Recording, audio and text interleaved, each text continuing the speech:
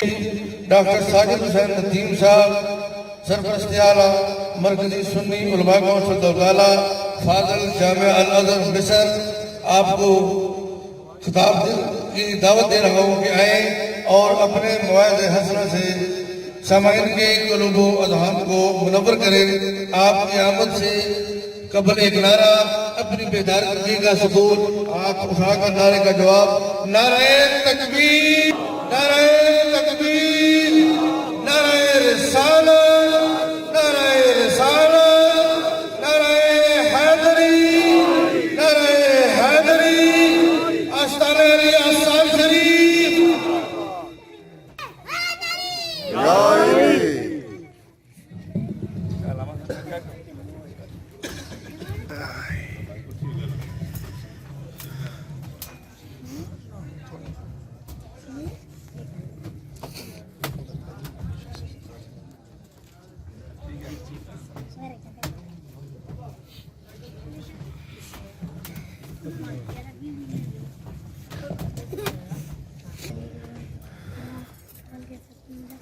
الحمدللہ نحمده ونستغفره الذی معبودا مطلوبا مسجودا مشہودا مقصودا موجودا محبوبا،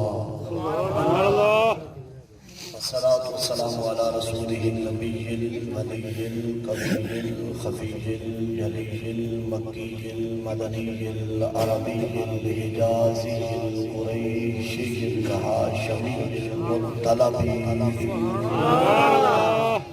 وعلى آله وأصحابه وأتباعه وأزواجه وأولاده وآوانه وأنصاره وأهل بيته على الطيبين الطاهرين المطهرين الأكملين الأجملين المعصومين. أما بعد، قال الله تبارك وتعالى في القرآن والفرقان والبرهان: الله ولي الذين آمنوا. سبحان الله. صدق الله وصدق رسوله النبي الكريم الأمين. إن الله وملائكته يصلون على النبي يا أيها الذين آمنوا صلوا عليه وسلموا تسليما. سارے آباد دروشی پڑھیں. السلام علیکم.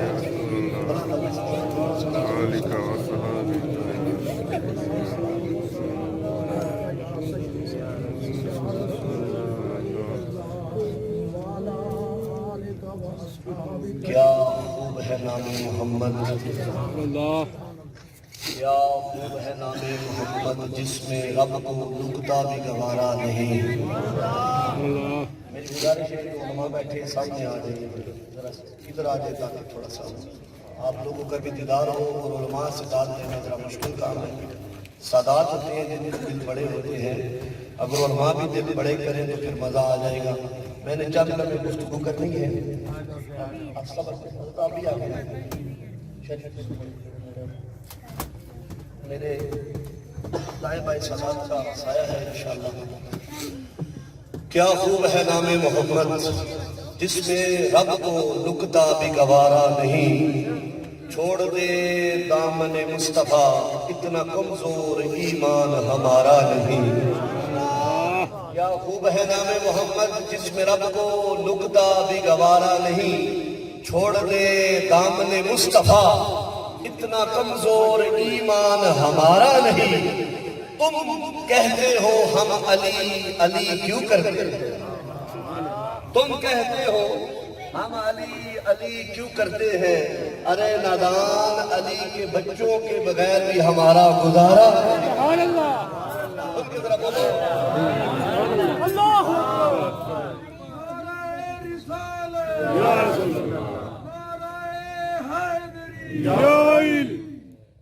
تم کہتے ہو ہم علی علی کیوں کرتے ہیں. ارے نادان، علی کے بچوں کے بغیر بھی ہمارا گزارا نہیں. پاس بلا کے معراج کی رات رب نے فرما دیا، جا محبوبہ جو تمہارا نہیں وہ ہمارا. اور نام محمد لینے سے دلوں کو سرور ملتا ہے. نام محمد لینے سے دلوں کو سرور ملتا ہے، نگاہ فکر کو تازہ شعور ملتا ہے۔ اور ایک ہی جملے میں شاعر نے میرا پورا عقیدہ جمع کر کے رکھ ڈالا، بلکہ یوں کہہ لو کائنات کا ماں اخذ جمع کر کے رکھ ڈالا۔ کہتا ہے کہ نام محمد لینے سے دلوں کو سرور ملتا ہے، نگاہ فکر کو تازہ شعور ملتا ہے۔ نصیب میں ہو یا نہ ہو، نام محمد لے کر خدا سے جو بھی مانگو ضرور ملتا ہے، ضرور ملتا ہے۔ اللہ اکبر یا رسول اللہ یا علی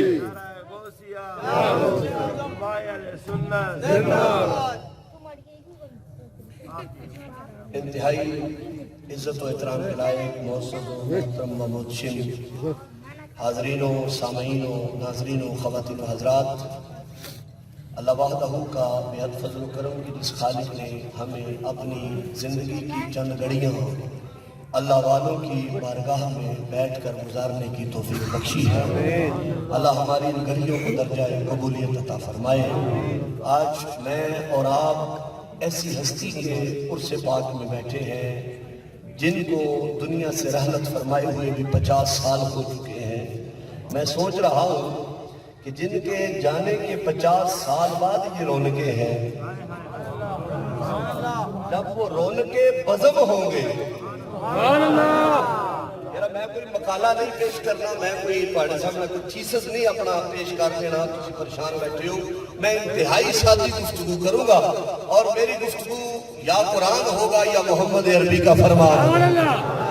اس سے قبل حضرت علامہ صاحب نے بڑی خوبصورت نبی کی گفتگو کی، اور میں بھی اللہ کا شکر ہے کہ دین کا ادنا سا طالب علم ہوں، گیلانی خاندان سے تعلق ہے، اور انہی سادات کا صدقہ ہے جو میرے پلے ہے وہ میں آپ کے سامنے پیش کرنے جا رہا ہوں۔ تھوڑی سی توجہ کریں۔ میں سوچ رہا تھا کہ جن کے جانے کے 50 سال بعد یہ رونقیں ہیں، جب وہ رونقیں بزم تھے،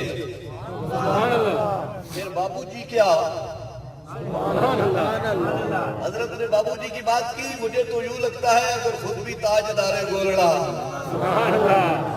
زندہ جاوید ہوتے ظاہراً، احتیاط کا جملہ ہے، وہ بھی یہاں پہ گزرتے ہوئے مزہ لیتے، کیونکہ تاجدار گولڑا صرف پیر تو نہیں تھے نا، صرف مولوی تو نہیں تھے نا، بلکہ حضور کی آل بھی تھے۔ حضور کی آل کا یہ وصف ہے، یہ خوبی ہے، ان کے دل بڑے ہوتے ہیں اور ان کے دلوں میں زمانہ سما جاتا ہے۔ یہ اللہ کے ولیوں کی شان ہوتی ہے۔ میری مراد پیر طریقت راہبر شریعت حضرت پیر سید قربان حسین شاہ صاحب رحمت اللہ تعالیٰ علیہ، ان کے عرص پاک کی اس پروقات اور باوقار تقریب میں ہم شامل ہیں۔ آج کی اس نظم کی مسند صدارت پر جو شخصیت جلوہ افروز ہے، وہ کسی تعارف کے محتاج نہیں ہے۔ 65 سال کی عمر میں بھی یوں لگتا ہے کہ 35 سال کا جوان محفل میں آ گیا ہے۔ چہرے پہ رونق ہے، حسن ہے، جمال ہے، کیوں نہ ہو اولاد علی، بلکہ بولو ذرا سبحان اللہ۔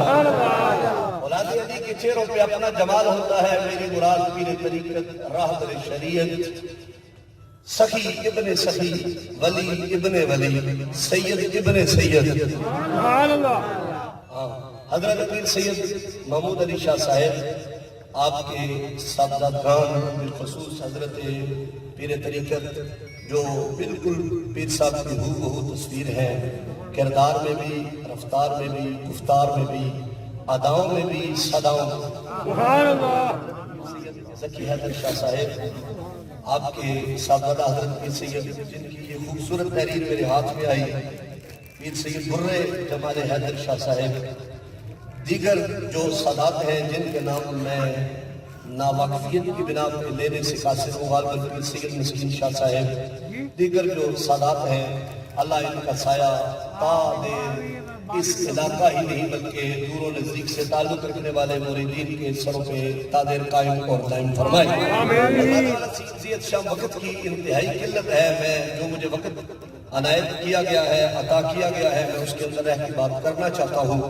میں اور آپ دنیا کے وہ خوش نصیب لوگ ہیں جنہیں اللہ نے اپنی رسول کی آل کی غلامی کا شرف عطا فرمایا۔ میں آیت کی طرف بھی جاتا ہوں، لیکن اس سے پہلے میرے ذہن میں ایک واقعہ آ گیا ہے۔ جو خلیفہ ہوا ہے بادشاہ جس کا نام تھا مامون الرشید، اسے شکار کا بڑا شوق تھا۔ وہ ایک دن شکار کرتے کراتے نجف اکبر آ پہنچے۔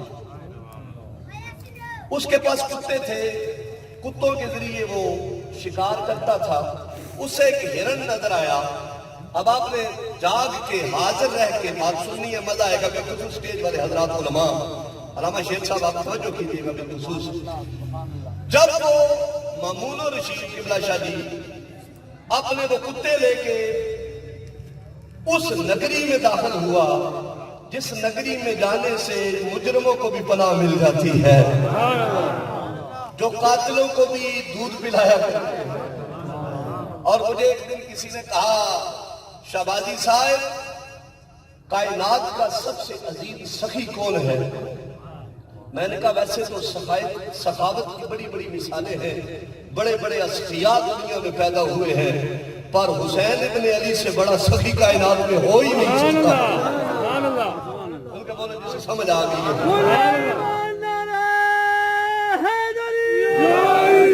میں نے کہا کسی مانگنے والے کو کسی سخی نے سر نہیں پیش کیا۔ نہیں سمجھا سکا میں جملہ۔ کسی مانگنے والے کو کسی سخی نے سر نہیں پیش کیا۔ وہ دنیا کا کتا یزید سر لینے آیا تھا، حسین نے سر پیش کیا۔ جنہیں سمجھ آئیے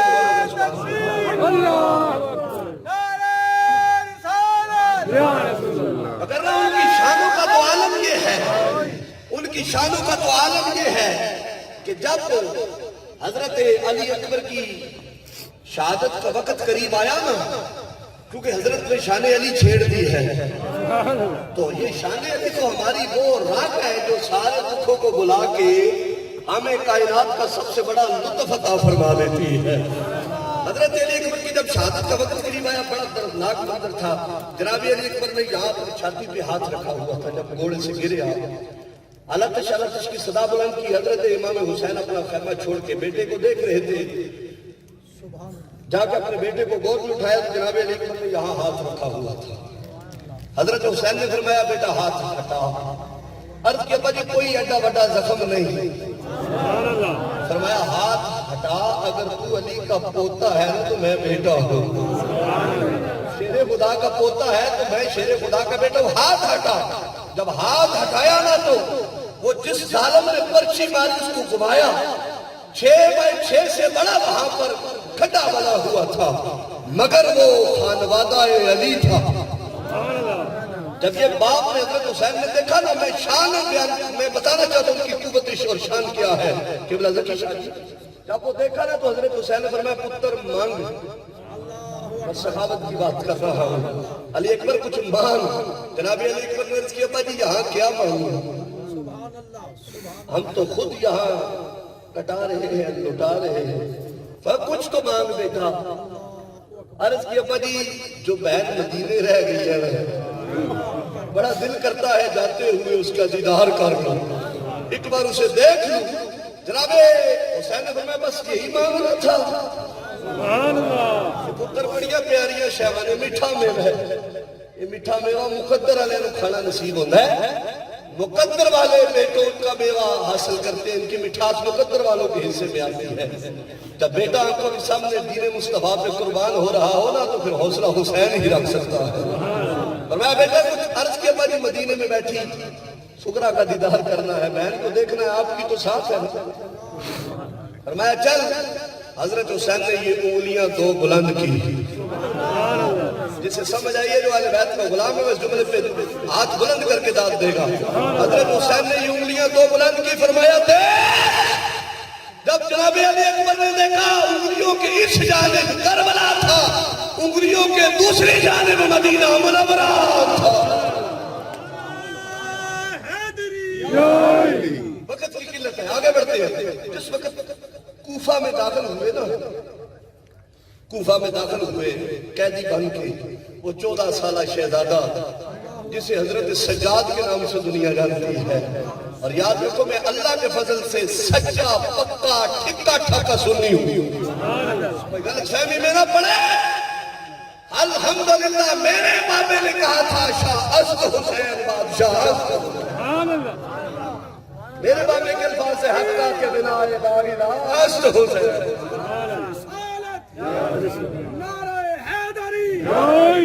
توجہ کیجیے گا وقت کی قلت ہے.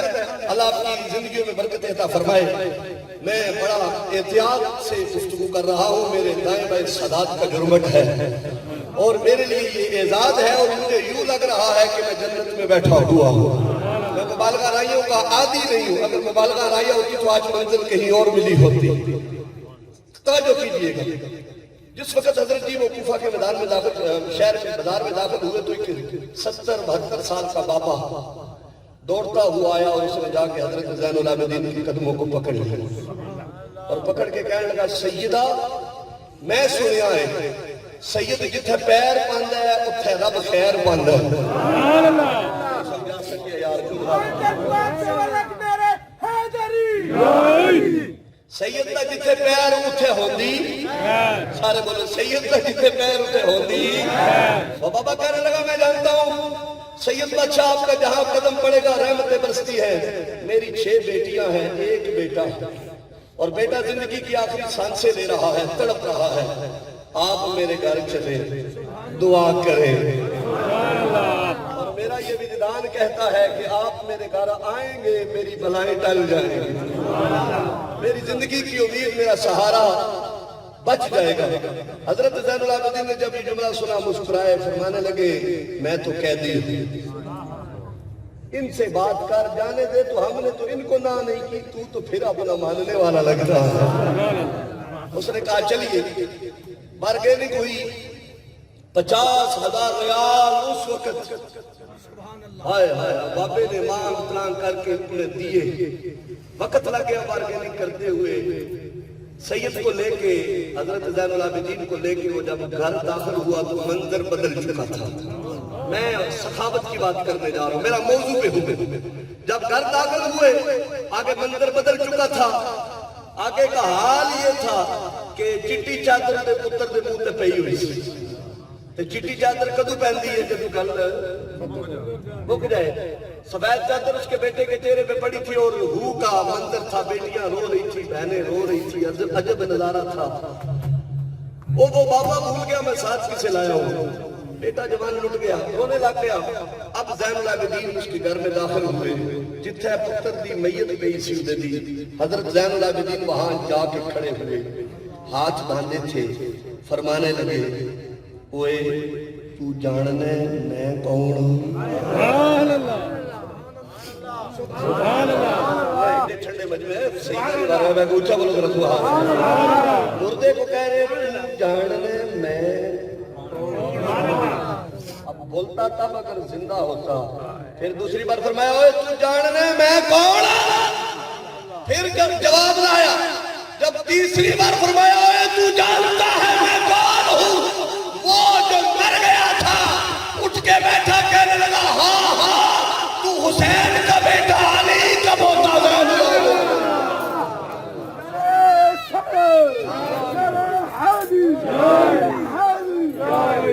اب جب اٹھ کے بیٹھ کے فرمایا پھر دیر کیوں کی. کہا جی کہاں سے کہاں اتنی دیر تو لگ رہی تھی.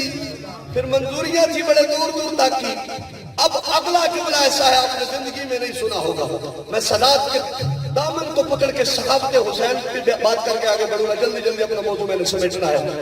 وقت ملتا اجازت ملتی تو پھر بات کو طوالت میں لے جایا جا سکتا تھا. زندگی نے پھر وفا کی. سادات کا سایہ یوں سر پہ رہا تو بات آگے بڑھے گی. آپ توجہ کیجیے گا. جب وہ بیٹا اس کو بیٹھ گیا سب کی نظر پڑی. اب جو رونے دھونے والا منظر تھا وہ بدل گیا. سید کی یہ ادا ہوتی ہے کہ وہ اپنا کام کر کے پلٹ جاتا ہے.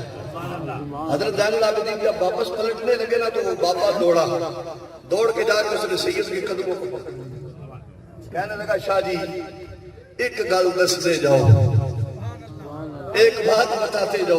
کہا جی پوچھ.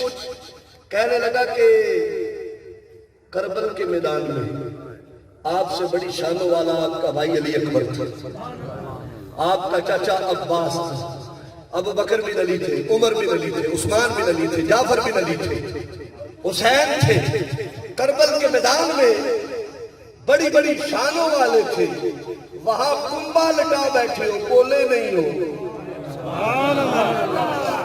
یار بولو کسی تو بولو، وہاں سارا کنبا لٹا بیٹھے ہو، بولے نہیں ہو، میرا ادھر ایک بچہ، ہماری طرف دیکھی نہیں گئی، تڑپ اٹھے ہو، ماجرا کیا ہے؟ جناب زین العابدین مسکرائے، علی کا پوتا ہو جواب نہ دے مزہ نہیں آتا، آپ مسکرائے، مسکرا کے فرمانے لگے بابا تیرے ذہن میں کوئی اور خیال نہ جائے، تجھے اس لیے جواب دے رہا ہوں، مگر ہم جوابوں کے محتاج نہیں ہیں، ہمارا جواب وقت اور ویلا دے گا، تجھے پتا چلے گا کہ کون تھا حسین اور کون ہے ہم اور کون تھا یزید۔ میری گفتگو کے یہ جملے ہوتے ہیں، کوئی اور فرقہ دنیا میں اس وقت نہیں ہے، دو ہی گروہ ہے، صرف دو گروہ ہے، دو نظریات ہیں، ایک نظریہ یزیدی ہے، دوسرا نظریہ حسینی ہے، کوئی تیسری چیز کا وجود نہیں ہے کائنات کے اندر۔ یہ الگ بات ہے حسینی کس کس روپ میں آتے ہیں اور یزیدی کس کس طرح کا روپ دھار کے آتے ہیں، دو نظریے کل من علیہا ہے، ایک یزیدی ہے، دوسرا کھل کے بولو، دوسرا سارے بولو، اور آسان سا نسخہ دے رہا ہوں کیونکہ یہاں پر حکماں بھی ہیں جنہیں آپ حکیم کہتے ہیں، احتیاط کا جملہ دے رہا ہوں، نسخہ، اور یہ نسخہ ایک کیمیا ہے، اگر حسینی رستے پہ چلنا ہے تو اللہ والوں کی صف میں آ جاؤ، یہی حسینی رستہ ہے۔ تکبیر، نعرہ رسالت، نعرہ غوثیہ، نعرہ حیدری، اب توجہ کیجئے کہ وقت اپنے دامن میں بڑی تھوڑی گنجائش رکھتا ہے، مجھے جو وقت دیا گیا تھا 10,000 گزر چکا ہے۔ سیدنا زین العابدین کے فرمانے لگے ہم جوابوں کے محتاج نہیں، صرف تجھے مسئلہ بتا کے جا رہا ہوں، قیامت تک سناتے رہنا لوگوں کو اور نسل در نسل کنورٹ کرتے رہنا اسے۔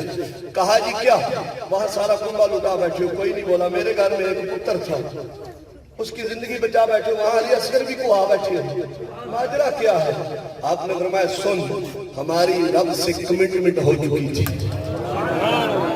یہ جملہ پہلی بار سنیں گے اور مزہ آئے گا آپ کو، اور یہ جملہ میں نے جدھر بھی پیر جی بیان کیا ہے لوگوں کو وجد کی کیفیت تاریخ ہوئی اور تڑپے ہیں، خواہ وہ مسند وارثان اولیاء ہو یا خواہ وہ چٹائیوں پہ بیٹھنے والے فقیر ہو، ہر ایک کو یہ جملہ سمجھ آتا ہے۔ فرمایا ہماری رب سے کمٹمنٹ ہے، ہمارا رب سے ایگریمنٹ ہے، ہماری رب سے ڈیل ہو چکی ہے۔ کہا کیا؟ کہا جب رب مانگے گا ہم نہیں بولیں گے، بول کے بولو جسے سمجھ آ رہی ہے، جب رب مانگے گا قربانی ہم نہیں بولیں گے، جب ہم مانگیں گے رب نہیں بولے گا۔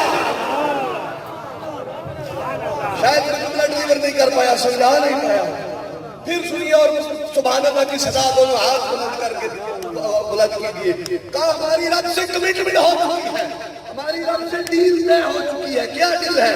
فرمایا ڈیل یہ ہے جب رب مانگے گا ہم نہیں بولیں گے، جب ہم مانگیں گے رب نہیں بولے گا۔ بابا کہنے کا سادہ بننا، سادی گل سمجھاؤ۔ فرمایا کربلا میں رب نے قربانی مانگی ہم نہیں بولے، تیرے گھر میں تیرے بیٹے کی زندگی میں نے مانگی رب نہیں بولا، وہ اپنی کمٹمنٹ پہ قائم رہا، ہم اپنی کمٹمنٹ پہ آج بھی قائم بیٹھے ہوئے۔ سنیے، جس کے بیٹوں کی طاقت کا یہ عالم ہے اس حسین کی شانوں کا عالم کیا ہو۔ زمین پہ سب سے بڑا سخی حسین ہے، کبھی کسی مانگنے والے کو کسی نے سر نہیں دیا۔ میرا حسین وہ ہے، وہ مانگتا آیا تھا، وہ دنیا کا کتا لالچی آیا تھا، آج اس کی اولاد بھی جاگ اٹھی، اس کے وارث بھی آگے بیٹھ کے ٹیلی ویژن میں اس کا دفاع کرتے ہیں۔ سنو، تمہیں تمہارا ابا مبارک، تم یزیدی اللہ کرے تمہارا اس کے ساتھ حساب ہو، ہمیں تو حسین کے جوتوں سے لگنے والی خاک مبارک۔ الحمدللہ رب العالمین، الحمدللہ رب العالمین۔ تو یہ گھرانہ سخیوں کا گھرانہ ہے، یہ عالم ہے حسین کا تو پھر علی کی شانوں کا عالم کیا ہوگا. وہ مامون رشید جب شکار کھیلتے کھلاتے اس نگری میں آ گیا جس نگری میں آ کے کبھی کوئی خالی نہ گیا. اس کے کتے تھے, انہوں نے ایک ہرن دیکھ لی, ہرن کے پیچھے کتے لگ گئے. اب وہ دوڑ رہی تھی, ہرن کتے پیچھے پیچھے تھے. ایک اونچا سا ٹبا تھا, ایک ڈھیری نما جگہ بنی ہوئی تھی. وہ ہرن جب اس حدود میں جاتی تو کتے پیچھے کھڑے ہو جاتے. شکاری کتے کا کام ہے دبوچ لینا. جب اس حدود میں وہ ہرن جاتی وہ کتے پیچھے رک جاتے. جب ہرن نیچے اترتی پھر پیچھے لگ جاتے. بادشاہ بڑا حیران ہوا. یہ جملے بڑے قیمتی ہیں. پوچھا ادھر کیا ہے؟ کسی بتانے والے نے بتایا یہاں مزار ہے. سمجھیے جملہ سمجھیے, تھوڑا سخت ہو جائے گا لیکن ہاتھواں ڈائٹ رکھ کے جملہ سمجھ رہا ہے. اشارے سے کہا یہاں مزار ہے, یہاں مزار ہے اور کتے مزاروں پہ جایا نہیں کرتے.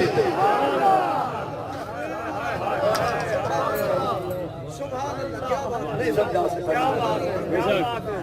جو کیجئے گا. کہا یہاں ایک مزار ہے, یہاں ایک مزار ہے اور کتے مزاروں پہ. کتوں کا کیا مزاروں پہ کام؟ مزار پہ تو ہرن ہی جائے گا جو پاک ہوگا, جو لطیف ہوگا, جو نفیس ہوگا. نجس کا کیا کام ہے مزار پہ جانا؟ اس لیے جب کبھی کوئی مزار پہ جانے سے روکے نا, آپ شکلوں میں پڑا لگے میری گل سمجھ دے. اور جب کبھی کوئی مزار کو جان کو روکے نا, انہوں اے واقعہ ضرور سنایا جائے. نعرہ رسالت, نعرہ حیدری, آستانہ عالیہ, رسالت شریف. اب توجہ کیجئے گا. کہا کتے مزاروں پہ. خلیفہ اس کشمکش میں پڑ گیا, بندوں کو اکٹھا کیا. ایک بابا جی نظر آئے, پوچھا مزار کس کا ہے؟ جواب آیا یہ مزار ہے مولا علی کا. یہ مزار ہے مولا علی کا, یہاں پناہیں ملتی ہیں. اب اس واقعہ کے اندر بڑی ساری جہتیں کھلتی ہے, وقت کی قلت ہے. فرمایا یہ مزار علی ہے, مجرم آ جائے پناہ مل جاتی ہے. دنیا کے کتے پیچھے لگ جائے تو در علی کا منہ کر لو. سمجھ آ گئی ہے. دنیا بھر کے کتے پیچھے لگ جائے تو فکر نہیں کرتی, در علی کی طرف منہ کر لو, علی کے بیٹوں کا دامن پکڑ لو, کوئی دنیا کا کتا بگاڑ کچھ نہ سکے. خلیفہ بڑا حیران ہوا. کہا میں دیکھنا چاہتا ہوں خدائی کر کے کہ اندر جو ہے وہ کیسا ہے. علماء کو بلایا, مولویوں نے کیا بندے دا پتر بنے. وہ علی کا در ہے, اس طرف ادب کے ساتھ جانا ہے تو جا, نیت کھوٹی لے